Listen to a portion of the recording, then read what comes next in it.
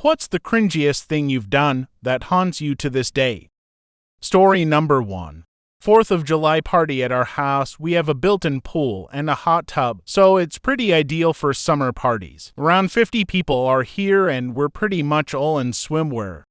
I thought it would be fun to tease my now husband and wear a butt plug, and he would just have to know it, an all-day tease to get him revved up for later. I'm in the kitchen, making a pitcher of sangria, talking to my brother-in-law. While he was cutting the fruit, I get allergies pretty bad, like sudden sneeze attacks out of nowhere. Guess who sneezed a butt plug out of her ass? At Mach 5 onto our hardwood floors, in front of her husband's brother. My soul left my body. Story number 2. In high school debate class, I was presenting a speech, and that morning had realized I had no underwear that's clean. I went commando. I was like 16, but I had definitely never shaved. Well, halfway through the speech, I realized a boy in class had been looking at my crotch. I looked down, my bushes issuing forth from my zipper, red and brown curly pubes, and now all the therapy in the world will not remove this as a nightmare memory. Story number 3. I was from a small town and totally gullible in a bigger town for college. My car's windshield was getting replaced, and my friend was running late to the restaurant for lunch nearby. So I was just sitting outside the restaurant on a curb. The friend was like 30 plus minutes late, and a guy walked up and asked me if I had the time. I gave it to him, then he told me he had a weird question, but that he was headed to a neighboring city and hadn't gotten in the student massage hours he needed for his class, and asked if he could give me a foot massage to log hours. Somehow my dumbass saw nothing wrong with this. I still shudder trying to remember how this wasn't a red flag. So I sat against the restaurant building side and took off my shoes and socks. The dude laid down on his belly and started rubbing and sniffing my toes. I asked what he was doing, and he said, "Sensei says you can tell when the foot is done by the smell." I knew it was weird then, but I honestly felt unsafe trying to stop him. A guy was in the other corner of the restaurant parking lot and yelled, asking what was going on. That older guy was selling produce from his stand in the parking lot. I yelled back it was okay. The old dude yelled again that it wasn't and that he was watching the creeper. The creep on the ground started getting mad, and I said I was done, and he started pulling my feet back to shove his nose in them and saying he only needed one more minute while groaning. I pulled my feet away, got up, and bolted to the old dude with the produce stand. I was embarrassed and felt violated. Creeper stayed belly down on the ground for a minute or two more, until the produce old man yelled at him again. Then the creep got up and ran away. Story number 4. A hiring manager called me one day around 7 a.m. I was still sleeping, so I didn't answer, and he left a voicemail. When I woke up, I checked the message, and it was him saying, "Hello, hello, hello, hello."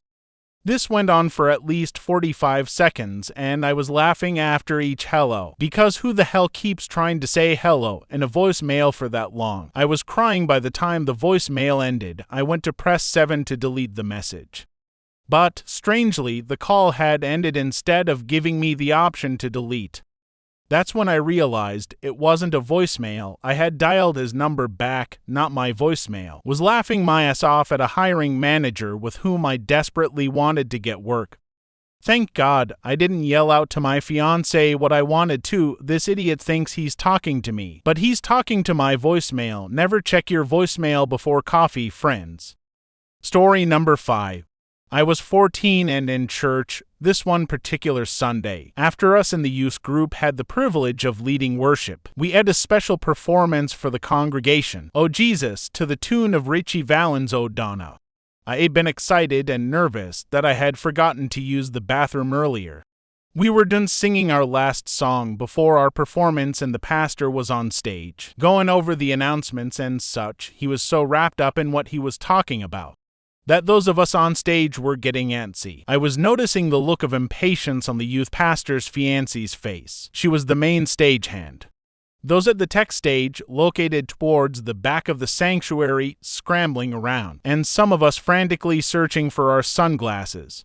Finally, the pastor steps off the stage in a matter of seconds. The YP's fiancée quickly urges everyone to put on their sunglasses. We all reposition ourselves away from the worship team's musical instruments. And there were a couple of us in a row who quickly started the dance moves because they presumed the music would start automatically. It didn't. I was struggling with trying so hard not to laugh, especially with everyone's eyes on us. Then, when the performance track finally started, a couple of us had gotten our timing wrong by a matter of a couple of seconds and were nearly stepping on each other's toes as our supposed to be coordinated moves turned clumsy. On top of this, we all had on our sunglasses and looking straight ahead, and I couldn't help but think how they all looked like Ronnie Millsap. I couldn't take it anymore, trying so hard not to laugh that I ended up pissing my pants. I was so embarrassed, even after moving away a few months later. I got hot and blushed thinking about it. I can laugh about it now. Story number 6. I was in theater as the person who pulls the ropes to open and close the curtains. The end of the show was here and someone came back and was telling everyone to go on stage to bow. I asked everyone, and they said yes. I then asked someone else and they kind of confirmed it too. Needless to say, I went on stage, then they did their bow, and the curtains were supposed to close but they weren't, because I wasn't there to do it. It was awkward, and at that time I realized my mistake, and was desperately hoping someone else would close the curtain, but they didn't. So I had to walk back and close it, and there were a lot of people laughing, which is someone with super bad anxiety, and social anxiety especially. This was not fun, and it still often haunts me. Story number 7. Let me share with you the hilarious mix-up that occurred in a spa. It all started when I visited a spa in Vietnam to get my first ever massage. Little did I know, our encounter would be marred by a language barrier and result in an unforgettable comedic situation. As I emerged from the changing area in my towel, the friendly receptionist handed me what I believed to be a paper char cap and said something in Vietnamese. Unfortunately, my knowledge of the language was non-existent, so I had to rely on my instincts, which turned out to be utterly misguided. I took the paper shower cap from her and gave it a puzzled look. It did seem a bit unusual, but in my mind, it was a quirky and fashionable shower cap that would protect my hair from getting oily. Oh, how wrong I was. With confidence, I placed that supposed shower cap on my head and strutted over to the massage area, feeling quite fashionable and ready for relaxation. Little did I know that my fashion choice was about to turn into a side-splitting comedy routine. The moment the mass laid eyes on me, she burst into uncontrollable laughter. I couldn't fathom the reason behind her amusement until I caught a glimpse of myself in the mirror. To my horror, there I stood with paper underwear perched on my head like a clueless fool. Between laughing and gasping for breath, the mass managed to explain, "Miss, sir, Miss, not head below." The realization hit me like a ton of bricks. The language barrier had turned a simple gesture into a hilarious spectacle. I hastily removed the makeshift headgear, my face burning with embarrassment.